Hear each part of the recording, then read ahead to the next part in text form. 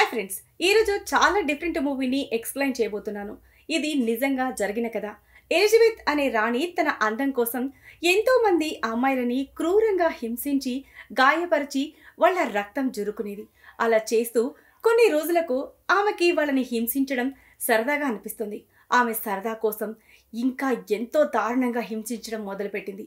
అయితే దేనికైనా అంతం అనేది ఉంటుంది. మరి ఎలిజబెత్ రాణి అంతం ఎలా జరిగింది తెలియాలి అంటే నిజంగా జరిగిన ఎలిజబెత్ రాణి కథ చూడాల్సిందే. సో ఇక ఆలస్యం చేయకుండా స్టోరీలోకి వెళ్దాం. మూవీ స్టార్టింగ్లో ఒక అమ్మాయిని టేబుల్ మీద బోర్లా పడుకోబెట్టుంటారు. ఆ అమ్మాయి కాళ్ళు నొప్పులతో వణుకుతూ ఉంటుంది. ఆమె గట్టిగా అరవాలి అనుకుంటుంది, కానీ ఆమె నోట్లో నుంచి మాటలు రావు. ఎవరో ఆమె నోరు కుట్టి పడేస్తుంటారు. ఇద్దరు వ్యక్తులు ఆమె వీపుకి సూదులతో కుట్లు వేస్తూ ఉంటారు. ఇదేదో ట్రీట్మెంట్ కోసం చేస్తుంది కాదు, ఆమెని సూదులతో కుట్లు వేసి టార్చర్ చేస్తుంటారు. టార్చర్ చేయడంలో ఇదొక పద్ధతి. ఒకరు కుట్లు వేస్తుంటే మరొకరు ఆ కుట్లు వేసిన దారాలను కట్ చేస్తూ ఉంటారు. ఇలా మళ్ళీ మళ్ళీ సూదులతో కుడుతూ ఉంటారు. ఇక సీన్ కట్ చేస్తే 1609లో కింగ్డమ్ ఆఫ్ హంగరీని చూపిస్తారు. ఈ రాజ్యం ఎలిజబెత్ బతోరీ పాలనలో ఉంది. ఆమె ఒక అందమైన అమ్మాయి. ఆమె ఎంతో ధైర్యవంతురాలని ఆమె గురించి రాజ్యమంతా చర్చించుకుంటూ ఉంటారు. అక్కడ అమ్మాయిలందరూ ఆమెని రోల్ మోడల్ గా ఊహించుకునేవాళ్ళు. ఎవరినైనా ఆమె కోటలో పనిలో చేర్చుకుంటే వాళ్ళని అదృష్టవంతులు అనుకునేవాళ్ళు. ఇదిలా ఉంటే ఈరోజు మెలిసా అనే అమ్మాయి ఈ కోటలోకి ఎలిజబెత్ రాణి గారి పర్సనల్ అసిస్టెంట్ గా వచ్చింది. అందరూ మెలిసాని వాళ్ళ ఫ్యామిలీని అదృష్టవంతులు అనుకుంటున్నారు. అయితే మెలిసా కూడా రాజకుటుంబానికి చెందిన వాళ్లే. కాకపోతే ఇప్పుడు వాళ్ళ ఆర్థిక పరిస్థితి బాగలేనందున ఆమె ఎలిజబెత్ దగ్గర పనిలో చేరాల్సి వచ్చింది. మెలిసా కోట దగ్గరికి రాగానే ఎలిజబెత్ రాణి తన పని మనిషిని స్వాగతం పలికి తీసుకురమ్మని పంపుతుంది. మాయా అనే పని మనిషి తనని రిసీవ్ చేసుకోవడానికి రావడంతో మెలిసాకి చాలా సంతోషం వేస్తుంది. ఆమె కోటలోకి రాగానే ఎలిజబెత్ రాణినే ఆమె కోసం కిందకి వచ్చి స్వాగతం పలుకుతుంది. ఇక ఆమె ఆనందానికి హద్దులు కూడా లేవు. ఈ ఆనందంలో ఆమె తన చుట్టుపక్కల కూడా పరిశీలించదు. అక్కడ పనిచేసే అమ్మాయిల ఎవ్వరి మొహంలో నవ్వు లేదు. అందరి మొహాలు ఆందోళనగానే ఉంటాయి. అయితే కోట అంతా నిశ్శబ్దంగా ఉంది. అంతలో ఒక పనమ్మాయి ఏదో వస్తువులు తీసుకుని వెళ్తూ ఉంటుంది. అప్పుడు పొరపాటున ఆమె చేతుల్లో నుంచి అవి జారి కింద పడిపోతాయి. అప్పుడు ఆమె చాలా భయపడుతుంది. వెంటనే ఆమె దగ్గరికి మాయ వెళ్ళి ఆ వస్తువులన్నీ తీస్తుంది. అప్పుడు మాయ చెయ్యికి ఏదో కోసుకుని గాయం కూడా అవుతుంది. తర్వాత ఎలిజబెత్ మెలిసా చేయి పట్టుకుని ఆమెని కోటలోకి తీసుకెళ్తుంది. మెలిసా ఇంకా షాక్ నుంచి తేరుకోలేదు. ఆమె ఇన్ని రోజులు ఎలిజబెత్ రాణి గురించి కథలు వినేది. అలాంటిది ఇప్పుడు ఆమె ముందు నిలబడింది. ఆమె సెక్రటరీగా పనిచేయడానికి వచ్చింది. మెలిసాకి రాణి ఈ కోట గురించి కొన్ని విషయాలు చెప్తుంది. తన భర్త ఇచ్చిన గిఫ్ట్ కూడా చూపిస్తుంది. ఎలిజబెత్ రాణికి తన 11వ ఏటనే పెళ్ళైంది. ఆమె చాలా అందంగా ఉండేది. ఇక రాణి భర్త కింగ్ చాలా ధైర్య సాహసాలు ఉన్న యుద్ధ వీరుడు.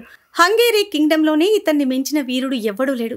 రాజు రాణి చాలా అన్యోన్యంగా ఉండేవాళ్ళు. వీళ్ళకి ఎవరి దిష్టి తగిలిందో గానీ కింగ్ అనారోగ్యంతో చనిపాడు. అది తలుచుకుని ఎలిజబెత్ చాలా ఎమోషనల్ అవుతుంది.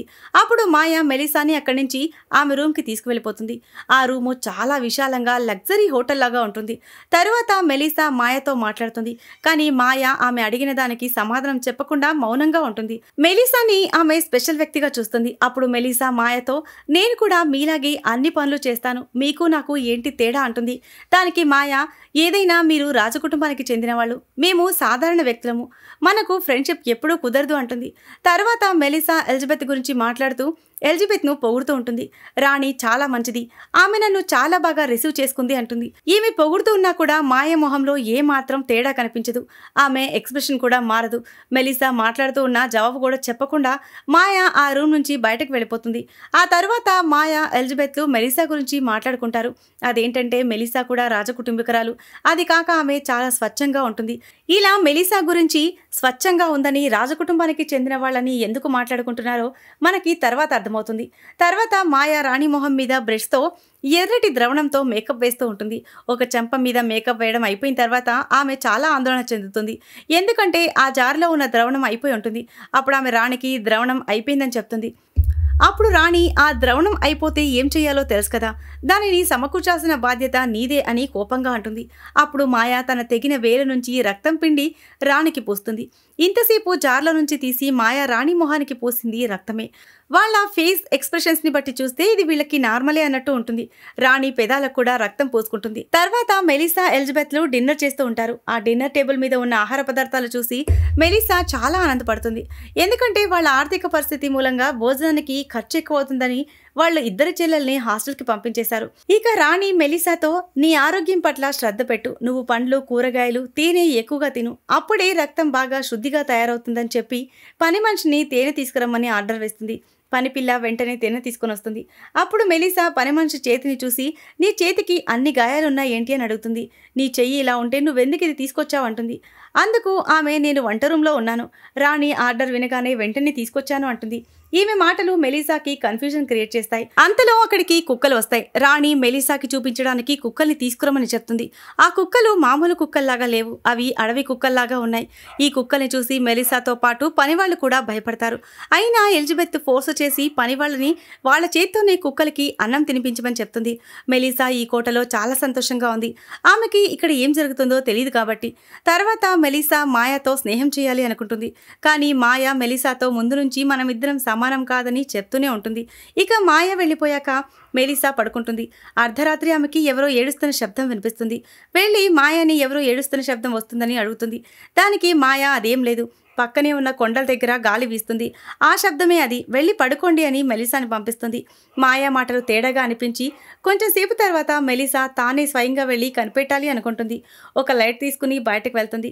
అరుపులు వినిపిస్తున్న వైపు వెళ్తూ ఉంటుంది. ఆ సౌండ్ కోట మేడపై నుంచి వస్తూ ఉంటుంది. ఆమె అక్కడికి వెళ్తూ ఉంటే ఒక సిపాయి వచ్చి ఆపి ఈ సమయంలో అక్కడికి వెళ్లడం నిషిద్ధమని చెప్తాడు. మరోవైపు కోట పక్కన అత్యంత ఘోరమైన భయంకరమైన సంఘటన జరుగుతుంది. ఒక అమ్మాయిని తాళ్లతో కట్టి కింద పడేసి ఆమె ఒంటిపై తేనె చల్లి కుక్కల్ని వదులుతారు. ఆమెను ఆ కుక్కలు కరుస్తుంటే ఆ అరుపులు పైనుంచి వింటూ రాణి ఎంజాయ్ చేస్తూ ఉంటుంది. రాణి ఆనందం కోసం ఒక అమ్మాయి ప్రాణంని బలి చేస్తున్నారు. ఈ రాణి వల్ల ఇదొక్కటే కాదు, ఇలాంటివి ఈ కోటలో ఇంతకుముందు చాలా జరిగాయి. మూవీ స్టార్టింగ్లో మనం ఒక అమ్మాయిని చూసాం కదా, ఆ అమ్మాయిని బోర్లా పడుకోబెట్టి ఆమెని టార్చర్ చేశారు. అప్పుడు అది చూసి ఎంజాయ్ చేసింది కూడా ఈ రాణినే. ఆ అమ్మాయి వీపులో సూదితో కుట్లు వేసి అవి కట్ చేసింది కూడా మాయా ఎలిజబెత్లే. ఎలిజబెత్ చేసిన ప్రతి దారుణంలో మాయా హస్తం ఉంటుంది. ఇప్పుడు మెలిసాని కూడా ఇలానే టార్చర్ చేయాలని తీసుకొచ్చారు. ఇక ఇదేది మెలిసాకి తెలియదు కాబట్టి మాయాని ఫ్రెండు అనుకుంటుంది. ఆమెతో కూర్చుని మాట్లాడుతూ ఆమె చేయిని చూసి చాలా గాయాలయ్యాయని చెక్ చేస్తుంది. అందులో ఒక గాయం సెప్టిక్ కూడా అయి ఉంటుంది. డాక్టర్ దగ్గర చూపించుకోవచ్చు కదా అంటుంది. దానికి మాయా సమాధానం చెప్పదు. ఎందుకంటే ఎలిజబెత్ డాక్టర్ దగ్గరికి చూపించుకోవడానికి పర్మిషన్ ఇవ్వదు. కాబట్టి మెలిసాకి రాణి గురించి తెలీదు. అందువల్ల మాయాని ఎలిజబెత్ దగ్గరికి తీసుకువెళ్ళి మాయా గాయం సెప్టిక్ అయిందని ఆమెని డాక్టర్కి చూపించాలని చెప్తుంది. దానికి రాణి ఒప్పుకుని పర్మిషన్ ఇస్తుంది. తర్వాత మెలిసా మాయాని నేను వచ్చినప్పటి నుంచి చూస్తున్నాను, ఇక్కడ పనిచేసే వాళ్ళకైతే చేతికి లేకపోతే కాలికి ఏదో ఒక గాయం ఉండనే ఉంది, ఎందుకని అడుగుతుంది. కానీ మాయ దగ్గర సమాధానం లేదు. ఇప్పుడిప్పుడే మాయకి మెలిసా నచ్చుతుంది. కాబట్టి అందరికీ జరిగినట్టు మెలిసాకి జరగకూడదని ఆమె ఇక్కడి నుంచి ఆమెని పంపేయాలని మనసులో అనుకుంటుంది. కాకపోతే ఇది ఎలిజబెత్కి తెలియకుండా చేయాలని ప్లాన్ చేస్తుంది. అంతలో ఎలిజబెత్ మెలిసాని తీసుకురమ్మని ఆర్డర్ వేస్తుంది. ఇది విని మాయ షాక్ అవుతుంది. ఇంత తొందరగా మెలిసాని బలి చేయాలని ఎందుకు అనుకుంటుందా అని ఆలోచిస్తూనే రాణి దగ్గరికి వెళ్తుంది. మెలిసా ప్రాణం కాపాడాలని రాణికి సర్ది చెప్పే ప్రయత్నం చేస్తుంది. రాణితో మాయ మెలిసా కూడా రాజకుటుంబానికి చెందిన ఆమె, వాళ్ళు ఆర్థిక పరిస్థితి బాగాలేదు. మెలిసా కుటుంబం రాజ్యంలో అందరికీ తెలుసు, ఆమెకి ఏమైనా అయితే ప్రజలు నిన్ను ప్రశ్నిస్తారు అంటుంది. అప్పుడు రాణి అసలు ఇవన్నీ ప్రారంభించిందే నువ్వే భయపడితే ఎలా అంటుంది. అప్పుడు ఆమెకి జరిగింది గుర్తుకొస్తుంది. కింగ్ చనిపోయిన తర్వాత ఎలిజబెత్ రాణి ఆరోగ్యం చాలా క్షీణించింది. ఆమెకి జబ్బు వల్ల మొహం కూడా మారిపోయింది. అప్పుడు ఆమె ఆత్మహత్య చేసుకోవాలని అనుకుంటుంది. అప్పుడే రాణి దగ్గరికి మాయా వచ్చి ఆమెని ఆత్మహత్య చేసుకోకుండా మోటివేట్ చేస్తుంది. ఆమెని బాగానే చూసుకుంది. కానీ రాణి మొహం అలాగే ఉండేది. అందువల్ల రాణి డిప్రెషన్లోకి వెళ్ళిపోయింది. ఒకరోజు మాయా రాణి తల దువ్వుతూ అనుకోకుండా గట్టిగా జుట్టు లాగడం వల్ల ఆమె పిచ్చిదైపోతుంది. అప్పుడు రాణి కింద పడి ఉన్న సీసా తీసుకుని మాయా తల మీద కొడుతుంది. అనేక సార్లు కొట్టడం వల్ల మాయా తల పగిలిపోయి రక్తం వెళ్లి రాణి మొహం మీద పడుతుంది. రాణి అద్దంలో చూసుకుని రక్తం తుడుచుకుంటూ ఉంటే ఆమె మొహం మీద రక్తం పడిన చోట ముందు రాణి ఎలా ఉండేదో అలానే మారిపోయి ఉంటుంది. ఇలా రక్తం వల్ల రాణి పాత మొహం కన్నా కూడా అందంగా తయారై ఉంటుంది. ఇకప్పుడు రాణి డిప్రెషన్ నుంచి బయటపడుతుంది. అప్పటి నుంచి వాళ్ళు రక్తాన్ని ఒక బ్యూటీ ప్రోడక్ట్ లాగా వాడుతున్నారు. ఇలా రక్తం వాడటం వల్ల రాణి ఇంకా అందంగా తయారైంది.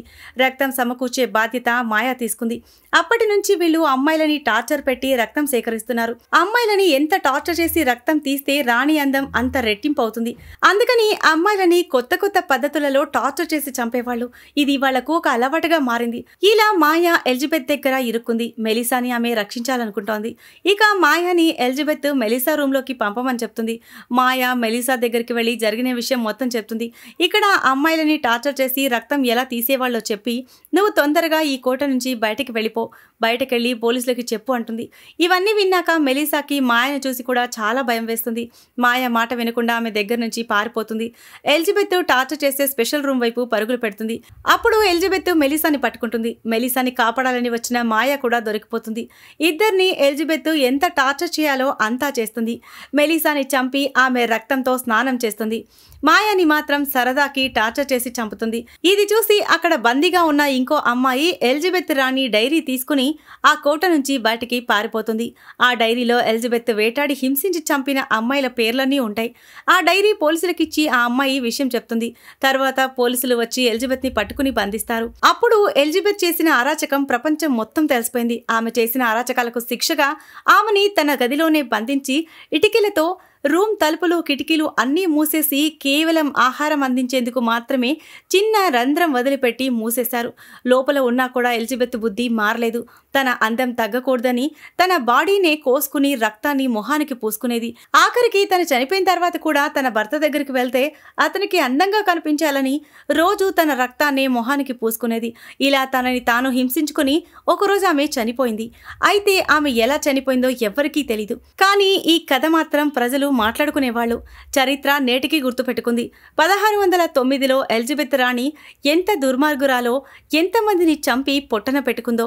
ఈ సీన్తోనే ఈ మూవీ ఎండ్ అవుతుంది. సో ఇది ఫ్రెండ్స్ ఇవాల్టి స్టోరీ. ఈ స్టోరీ కనుక మీకు నచ్చినట్లయితే మరికొన్ని ఇంట్రెస్టింగ్ స్టోరీస్ కోసం ఛానల్ని సబ్స్క్రైబ్ చేయండి. Thanks for watching.